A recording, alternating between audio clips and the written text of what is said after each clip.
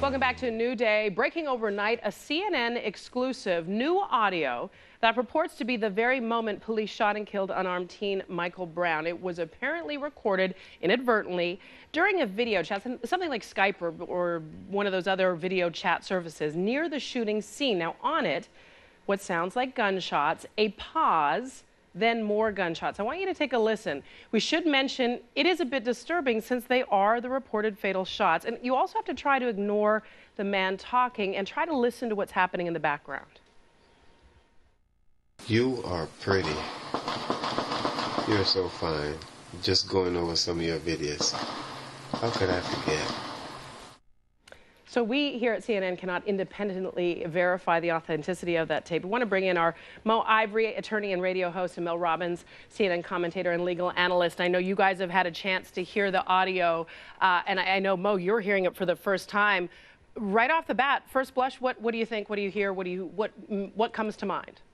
The first thing that I started thinking was that's more than 6. Mm-hmm. And I've always had that number 6 in my head because of the autopsy, but that's certainly that first series, pop, pop, pop, pop, pop, then a break, obvious break, and then a bunch more shots. Wow. Mel, we know that our audio expert, Paul Ginsberg, was just on with us. He says he counts 10. It sounds like 11 to us, but he says that 11th is an echo. We know he was hit by 6 shots. Right, and they've said all along it was at least 6 shots. Right. So I don't find the number of bullets to be the bombshell here. It's the pause. Let's listen to it again so you can hear the pause. Let's play it one more time for the pause. Listen to how long it is. You are pretty. You're so fine. Just going over some of your videos. How could I forget? Mel, it sounds like, and again, our expert says there's a 3-second pause. Wow. What is that to you? That's extremely significant. Let me put it in the context of the legal proceedings that are going on.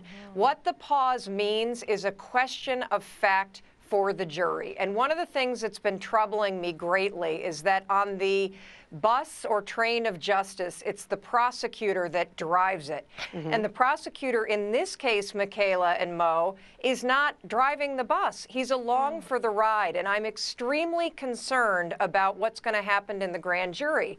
And so this sort of pause could mean that the officer shot 6 times, paused, saw the hands were up, and then shot again. Or it could mean that Michael Brown was lunging at him. But these are questions of fact that belong in front of a criminal jury to decide. I mean, think about the porch shooting. A prosecutor could have decided that the resident in that Detroit house was acting in self-defense. Well, a jury just unanimously convicted him of murder because these are questions that a jury are supposed to be deciding. So and Mo, this pause is a huge This pause piece. is big. So Mo, we know that we understand from the lawyer of the man that's on this audio tape that the FBI, the lawyer tells us the FBI has this audio recording and has interviewed the man. We can't independently confirm either of those facts, but that is a big part of their investigation. This is another missing link, if you will.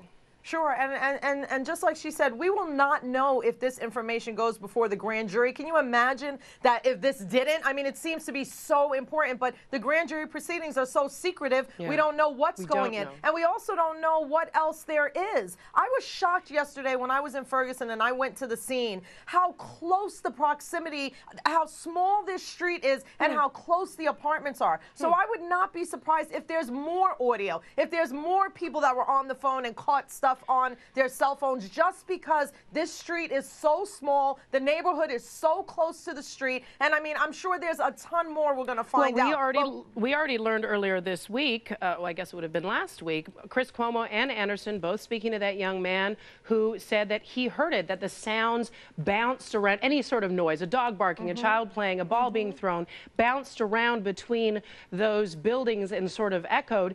And that's a very good question. What else will we find out, Mel? And why did it take so long for this to come forward? August 9th was the shooting. Today's the 26th of August. Well, you know, investigations do take a fair amount of time. But does it surprise you that this audio came out so late in the game? No, it doesn't actually. But what is scary is the fact that the state has moved forward with these grand jury proceedings, and the federal government, with their 40 FBI agents on the ground, have other evidence. So we don't know if the state, as Mo was saying, is going to be introducing this into the grand jury, if they even knew that this existed. So this is a game changer then, Mo.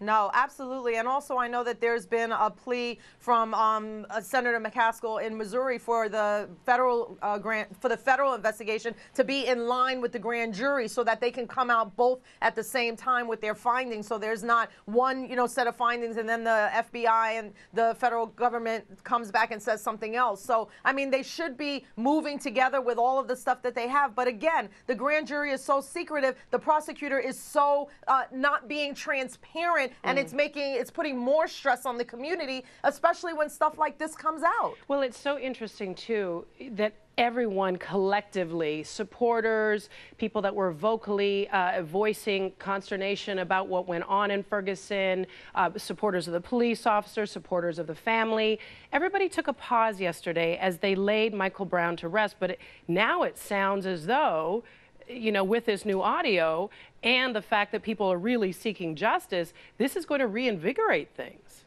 Sure, and there was a pause yesterday, Michaela. Go ahead, Mo, first. I was just going to say, Mel, there was a pause yesterday at the funeral and at the church at Friendly Temple, but there was not a pause at the scene. When I went to the scene, there were still people, there were still cameras, there were still, trucks going on. So there was the respect of what was happening on the other side of town in St. Louis, but there was certainly still attention at the scene yesterday. Mel? The other reason, Michaela, this is a very significant piece of evidence is not only because of the pause, but because it is a piece of evidence that actually puts you right at the scene. We only have the photos of Michael Brown lying in the middle of the street. We don't have any video of the actual incident. And now, though, we have audio that actually emotionally puts you right there. And that's a major development, Michaela. So a jury will hear this, Mel. Yes, absolutely. Well, let's put it this way.